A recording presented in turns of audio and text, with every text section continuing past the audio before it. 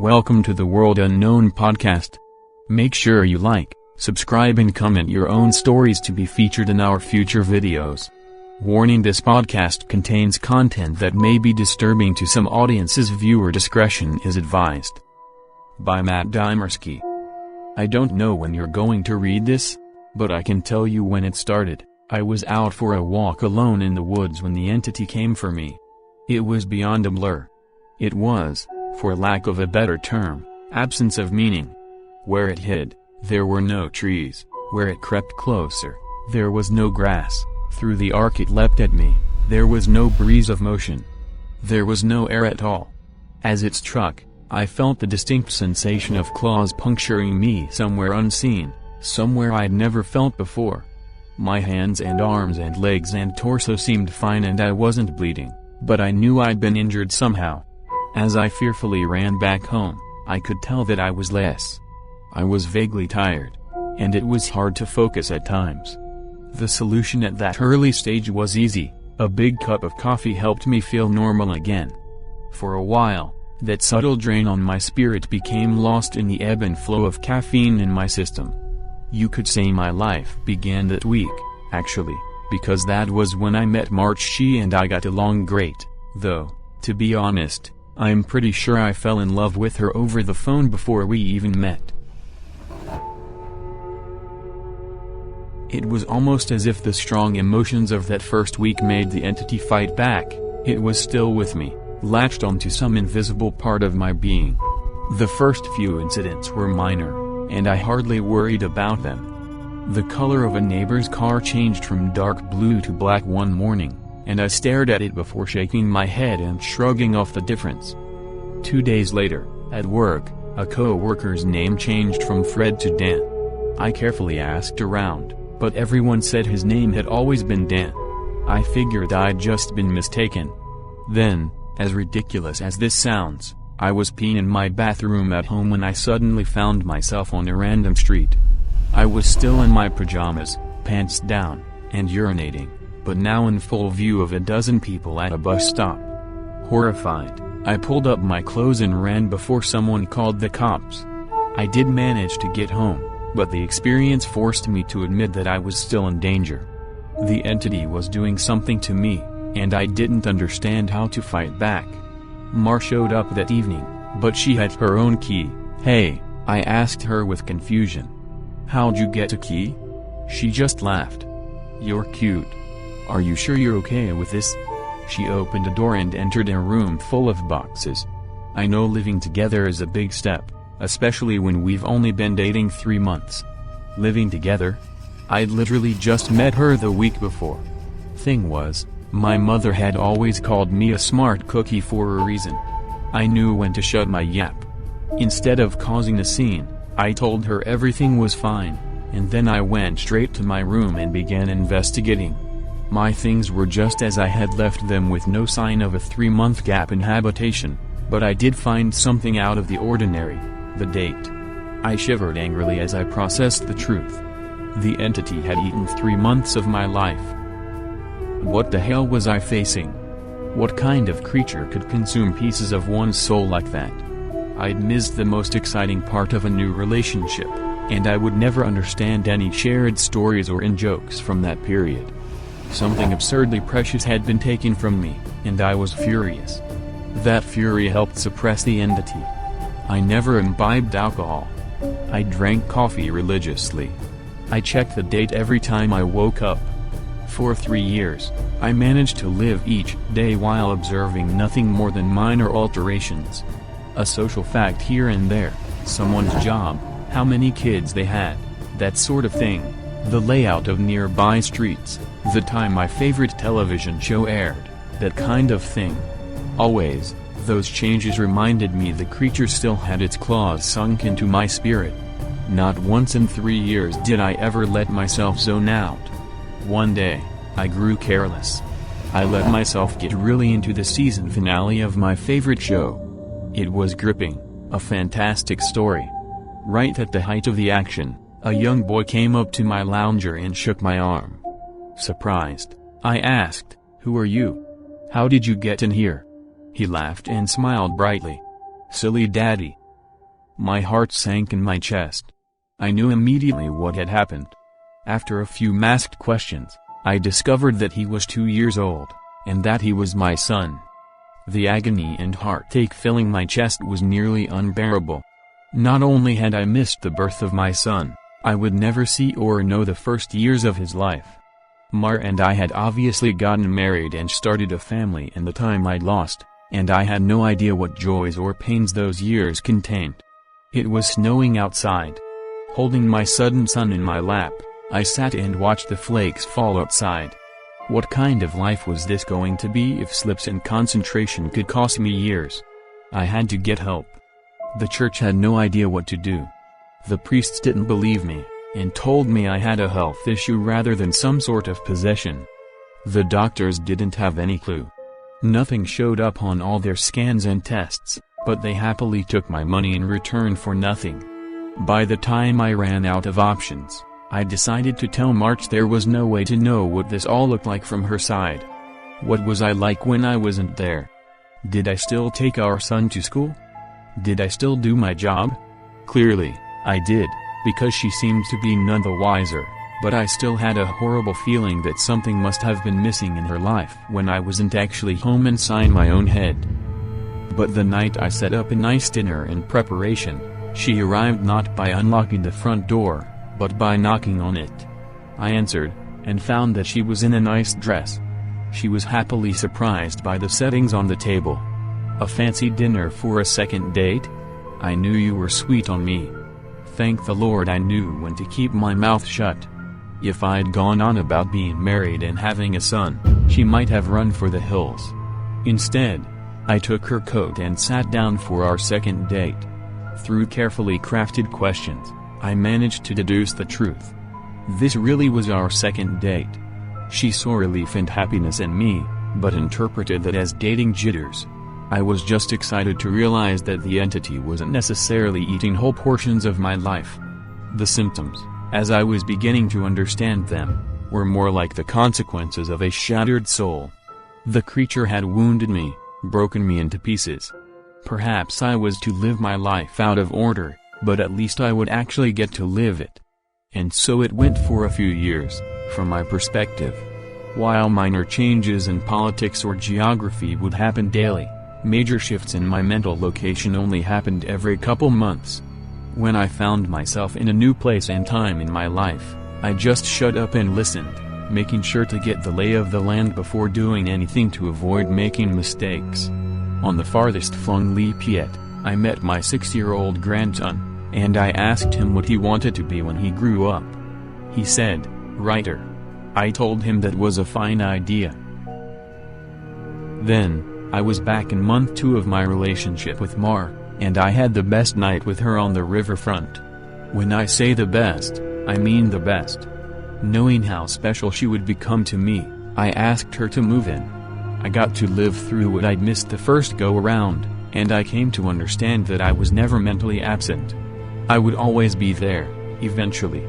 When we were moving her boxes in, she stopped for a moment and said she marveled at my great love, as if I'd known her for a lifetime and never once doubted she was the one. That was the first time I truly laughed freely and wholeheartedly since the entity had wounded me. She was right about my love for her, but for exactly the reason she'd considered a silly romantic analogy. I had known her my whole life, and I'd come to terms with my situation and found peace with it. It wasn't so bad to have sneak peeks at all the best parts ahead. But of course I wouldn't be writing this if it hadn't gotten worse. The entity was still with me. It had not wounded me and departed like I'd wanted to believe.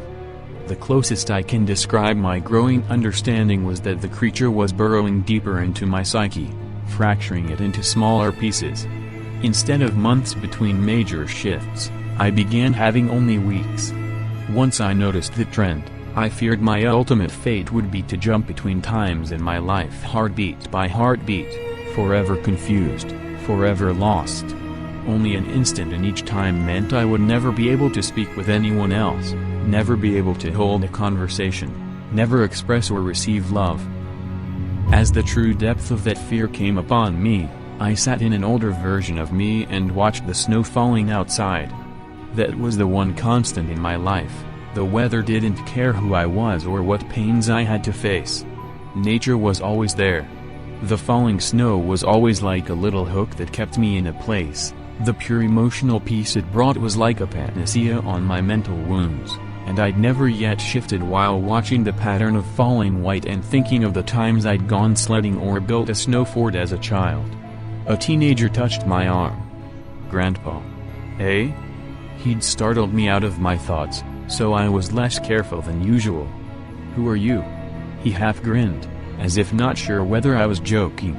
Handing me a stack of papers, he said, "It's my first attempt at a novel. Would you read it and tell me what you think?" "Ah, of course. Pursuing that dream of being a writer, I see." He burned bright red. "Trying to, anyway." "All right. Run off, I'll read this right now." The words were blurry, and, annoyed, I looked for glasses I probably had for reading. Being old was terrible, and I wanted to leap back into a younger year, but not before I read his book. I found my glasses in a sweater pocket, and began leafing through. Mar puttered in and out of the living room, still beautiful, but I had to focus. I didn't know how much time I would have there. It seemed that we had relatives over. Was it Christmas? A pair of adults and a couple kids I didn't recognize tromped through the hallway, and I saw my son, now adult, walk by with his wife on the way out the door. As a group, the extended family began sledding outside. Finally, I finished reading the story, and I called out for my grandson. He rushed down the stairs and into the living room. "How was it?" "Well, it's terrible," I told him truthfully.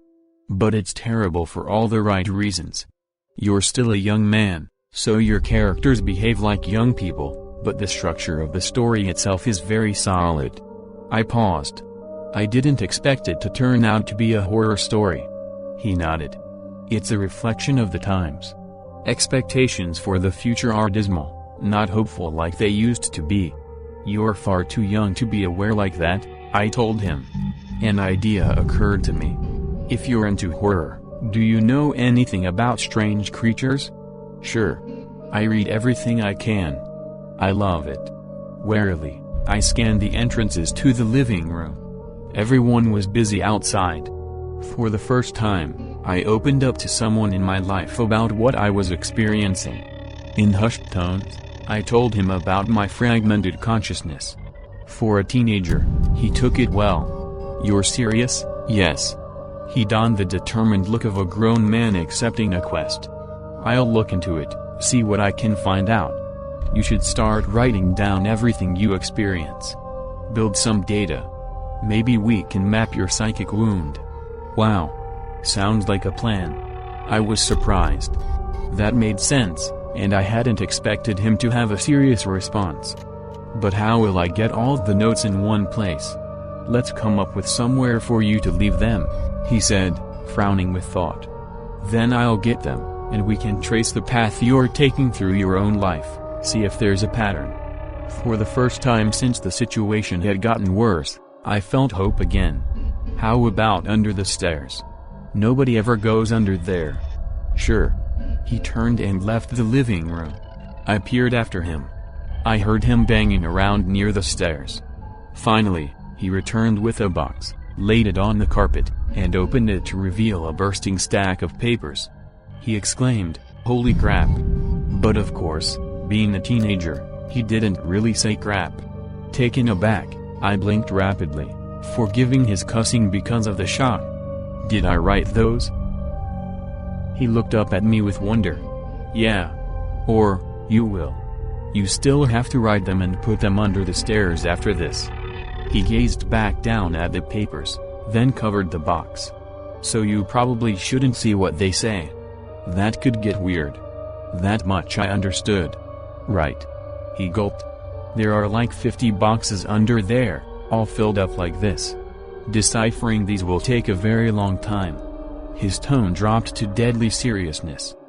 "But I will save you, Grandpa. Because I don't think anyone else can." Tears flowed down my cheeks then, and I couldn't help but sob once or twice. I hadn't realized how lonely I'd become in my shifting prison of awareness until I finally had someone who understood. Thank you. Thank you so much. And then I was young again, and at work on a random Tuesday. Once the sadness and relief faded, anger and determination replaced them. After I finished my work, I grabbed some paper and began writing. While the weeks shifted around me, while those weeks became days, and then hours, I wrote every single spare moment about when and where I thought I was. I put them under the stairs out of order. My first box was actually the 30th, and my last box was the first. Once I had over 50 boxes written from my perspective, and once my shifting became a matter of minutes, I knew it was up to my grandson to take it from there. I put my head down and stopped looking. I couldn't stand the river of changing awareness any longer. Names and places and dates and jobs and colors and people were all wrong and different. I'd never been older. I sat watching the snow fall. A man of at least 30 that I vaguely recognized entered the room. Come on, I think I finally figured it out. I was so frail that moving was painful. Are you him? Are you my grandson? Yes. He took me to a room filled with strange equipment and sat me in a rubber chair facing a large mirror twice the height of a man. The pattern finally revealed itself. How long have you worked on this? I asked him, aghast.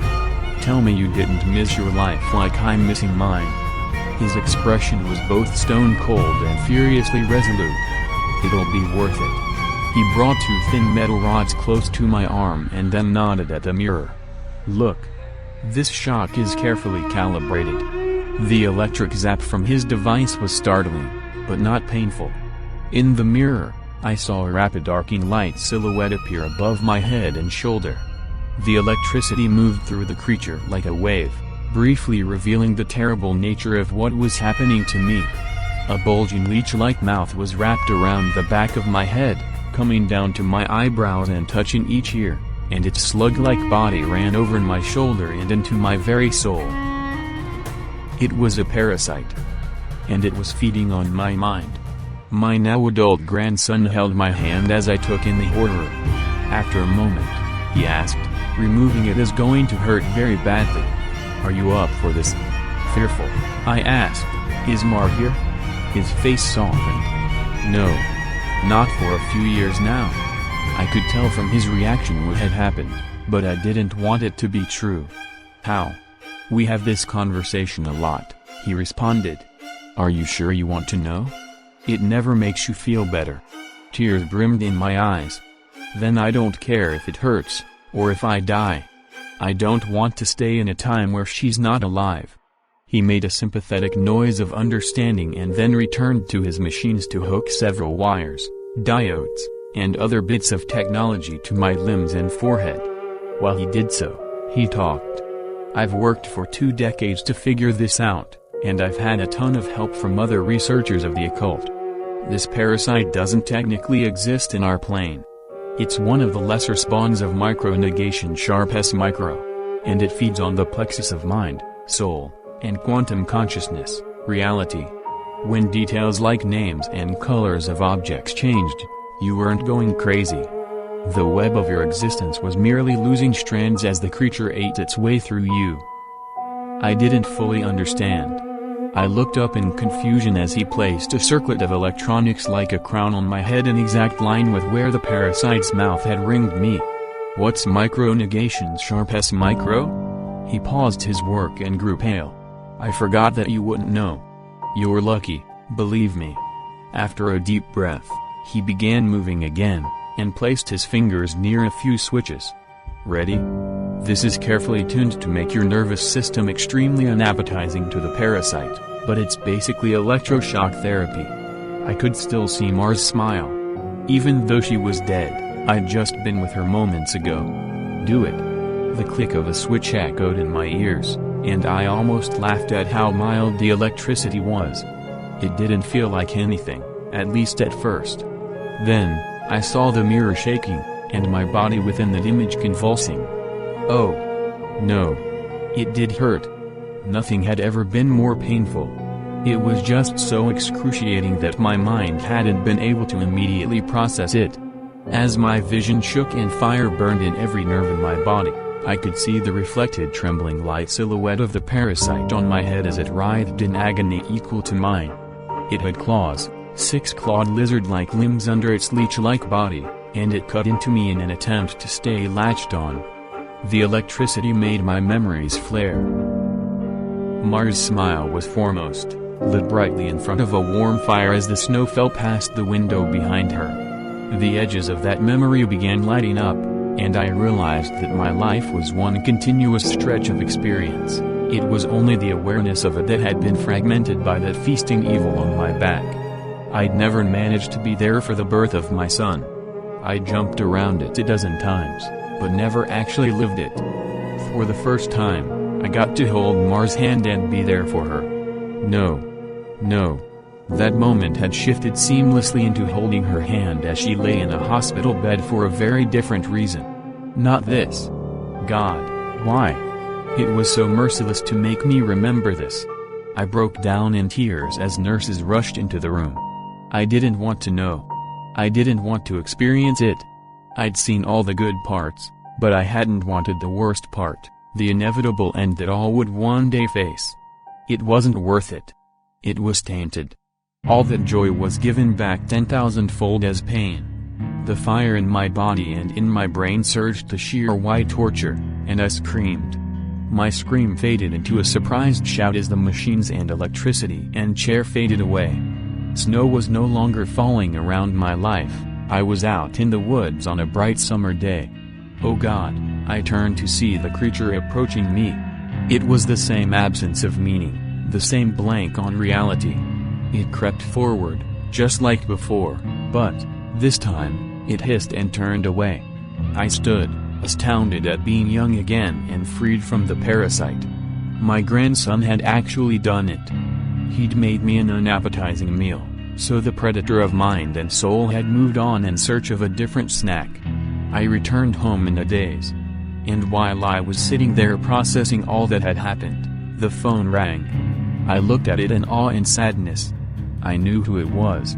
It was Marjorie, calling for the first time for some trivial reason she'd admit 30 years later was made up just to talk to me. But all I could see was her lying in that hospital bed dying. It was going to end in unspeakable pain and loneliness. I would become an old man, left to sit by myself in an empty house, his soulmate gone long before him. At the end of it all, the only thing I would have left, sitting and watching the falling snow. But now, thanks to my grandson, I would also have my memories. It would be a wild ride, no matter how it ended. On a sudden impulse, I picked up the phone. With a smile, I asked, "Hey, who's this?" Even though I already knew. Thank you for listening. We upload new videos every day. Subscribe and comment below your story for your own video. See ya on the other side.